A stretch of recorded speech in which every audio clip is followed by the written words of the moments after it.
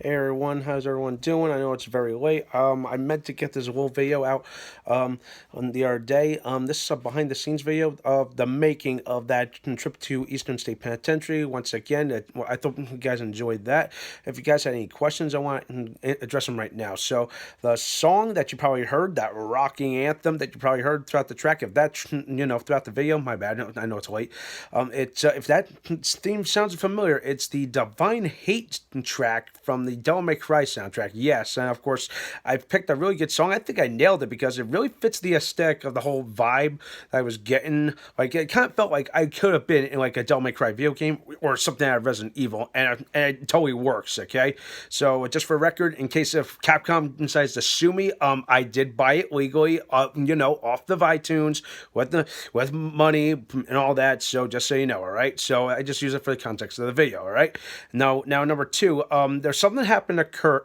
Two things occurred before off camera. Okay, I want to address them right now. Okay, so before I started filming, before I start that video entirety, if anybody's been to Eastern State Penitentiary, you get lined up by your group time. Okay, like whether you were 8 o'clock, or 8:30, 9:30, so on and so forth. So we were getting lined up, and I was trying to snap a picture, or not me. I think it was Jarrett was trying to snap a picture, and for some odd reason, his screen froze on him, and all of ours were okay. And I immediately thought, wait a minute. How come his is acting up but not ours? So I thought a spirit was trying to draw energy from his phone, but surprisingly it wasn't. So I disregard that because here's the thing. Normally as you know, spirits try to draw energy from things, and normally it would drain the battery or something like that.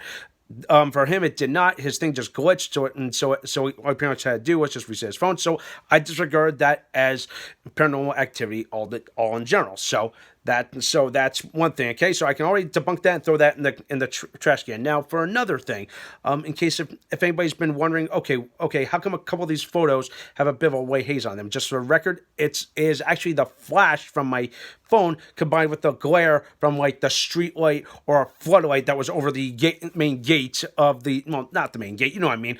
If anyone's been to Eastern State Penitentiary, it's that security checkpoint, so that's why. All right, so yeah, especially like the shot of the full moon that I put in.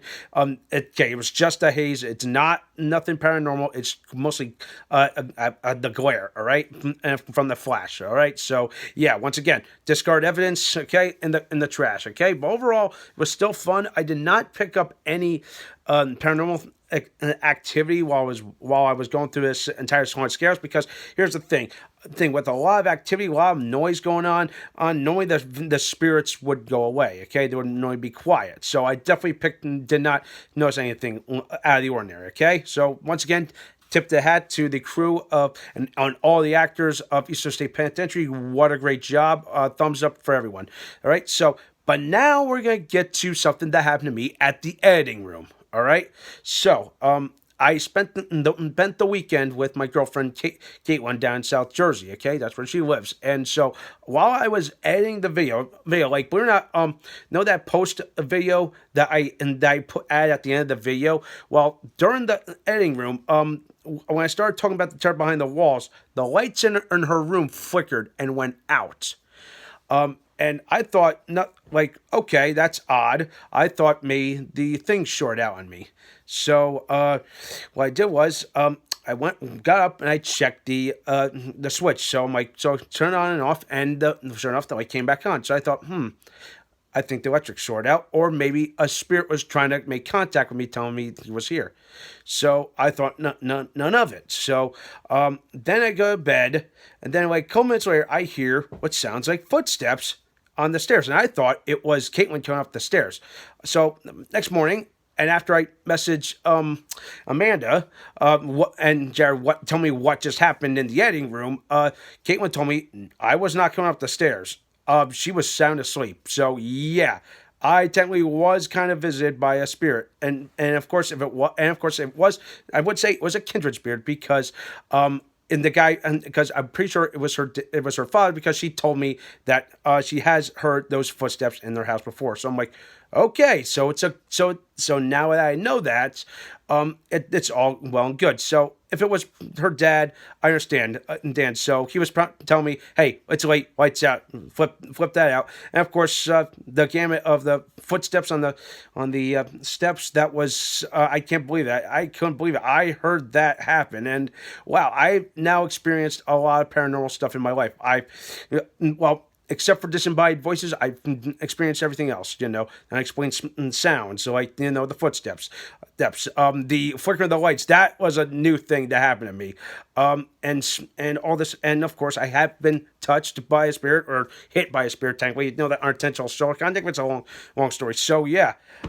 A lot of shit happened after that video, so I think I just want to let you guys know about that. So overall, yeah, if you guys have any creepy, cool ghost stories about this, let me know. Or if you had any experience with Eastern State Penitentiary, let me know. Okay. But overall, I hope you guys enjoyed the video. Here's a little behind the scenes video that I hope you guys enjoyed. It's late. I'm gonna go to bed. So besides that, I hope you guys enjoy your Halloween season. Good night, folks. All right. So, stay tuned.